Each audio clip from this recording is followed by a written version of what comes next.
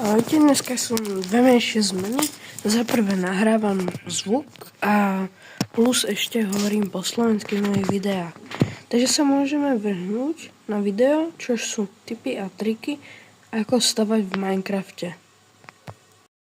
Ako prvá vec, keď stavate budovy, tak nerobte to, že robíte steny z jedného bloku. Skúste kombinovať napríklad takto, že mám tu rôzne druhy kameňa a cihiel. Že to potom vyjde také viacej výrazné a za mňa to je krajšie. Potom, keď stavate piliere z dreva, tak skúste, keď máte toto drevo tak pozdĺž, tak skúste to spraviť tieto bloky, lebo to vyzerá ako keby to drevo bolo medzi sebou. Hej, dodáva tomu taký menší dizajn za mňa a je to tiež krajšie a použil som to aj pri tomto druhom dome. Čož tiež sa mi to páči docela. Menšia ukázka, vlastne vy keď robíte toto a chcete to spraviť z cihiel, tak to takto môžete striedať, hej? Vyzerá to krajšie a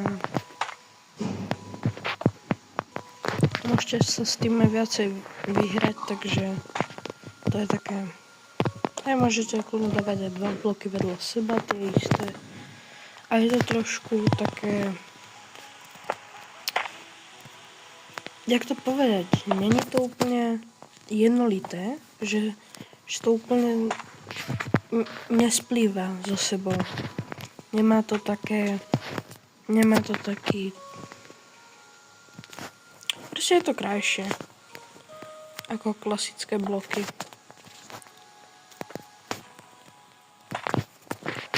Tak a hneď to je také trošku neprehľadnejšie, že vlastne si toho všimnete, je to taký pekný dizajn a môžete takto spraviť aj pri všetkých stenách. Potom plus, keď staváte nejaký dom, že robíte napríklad stenu, proste základy a máte toto, tak môžete robiť, že vlastne sa to ako keby ide pre to drevo a spravte toto. Je to skôr také na historické budovy, ale je to taký menší dizajn, čož vyzerá za mňa krajšie.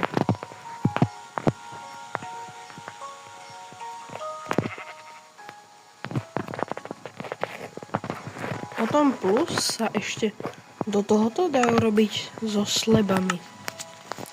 Napríklad zoberiem si nejaký sleb. Proste tieto schody, sleby nie, ale schody. Napríklad tieto biele, alebo z limestone, ne, tak z bieleho duba. A môžete spraviť toto a môžete tam spraviť, neviem, nejakú sochu, alebo to môžete spraviť takto. Hej, tiež to dáva trošku taký dizajn a je to potom krajšie.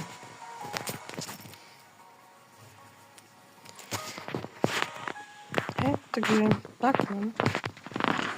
Potom sa to dá ešte toto rôzne kombinovať, že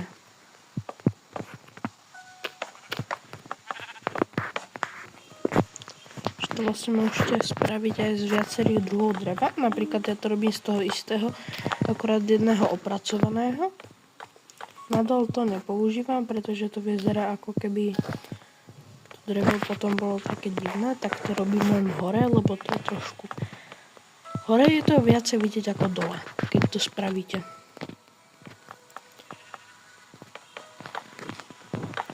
Takže to vyzerá takto za mňa krajšie a keď stávate nejakú historickú stavbu alebo niečo také z dreva, také trošku staršie, tak by to mohlo vyzerať krajšie takto.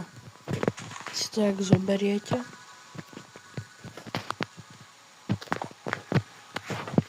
Hej, takže môžete spraviť takéto a za mňa to je docela fajn. Potom sa dajú ešte spraviť schody, že tu nebudete dávať dvere a spravíte to do ďalšieho patra, ako to mám ja tu. Takže tie schody spravíte až v druhom patre a tu dáte teda tie schody spravíte až do druhého patra. Môžete to mať také. Hej. Sa dá vlastne trošku viacej aj využiť a plus ešte dole môžete mať veci, čo by ste nepotrebovali hneď, kde sa vchádza. Takže je to také, napríklad veci si tu môžete dať, sklad, čestky. No a enchanting table napríklad. Hej.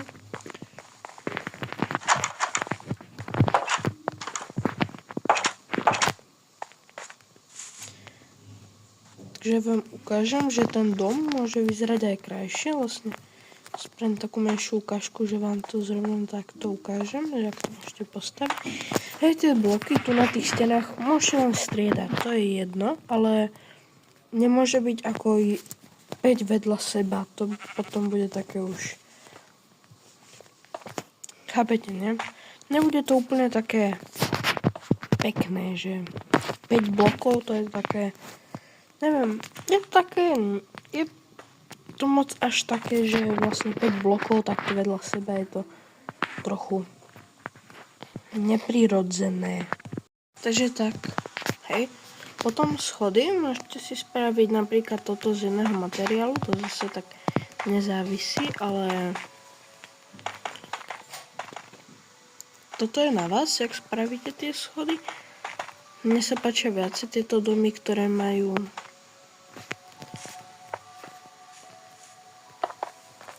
tieto takto schody do ďalšieho patra.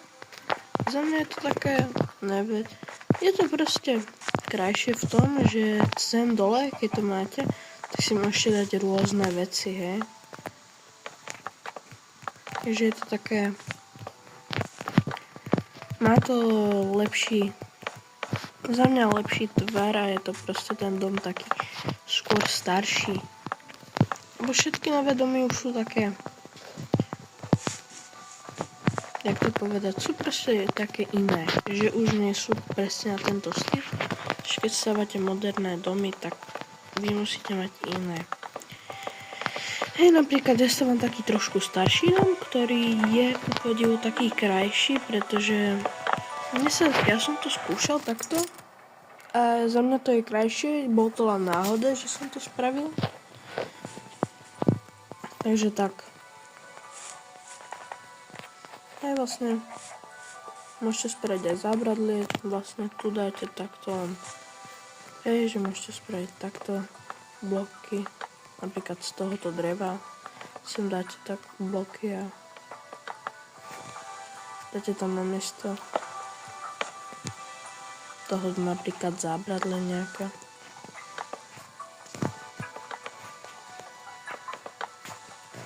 A za mňa to aj vyzerá trošku krajšie, lebo pozrite, síce toto som nevyužil, ale je to také, že hej, vidíte, že to není z toho jedného kameňa, sme tam dávali a je to proste také prehľadnejšie, teda úhľadnejšie, pretože to vidíš krajšie.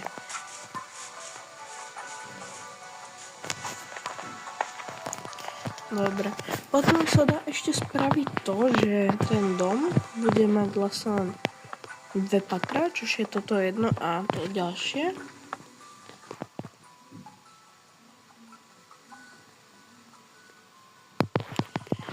Hej, takže sa to dá takto tak kombiť.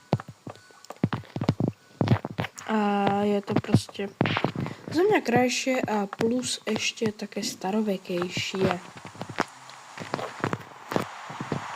Takže 2 v 1. Hej, prepáčte, hrám na Bedrock edícii, takže keď chcem cheatovať, tak tiež mi to nepovoluje, nemám to tam potržitko.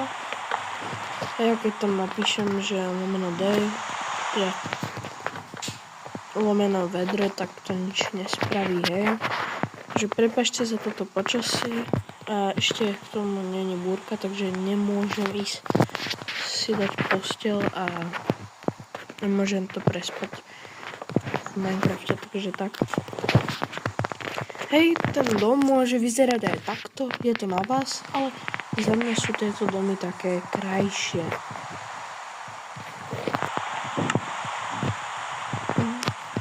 potom ešte môžete využívať aj sleby, tak, tieto pressure plates, tak. Môžete napríklad zobrať tento a použiť ho napríklad tak trošku na design. Napríklad spustím do drevom, to môžete takto. Za mňa je to tiež trošku krajšie, nie je to úplne také odliaté ako keby, pretože veľa ľudí ten dom spraví z jedného materiálu, pokiaľ teda už nehráva Minecraft dlhšie, čož ja už hrávam nejakú chvíľku Minecraft, akorát som z toho ešte nenatočil video.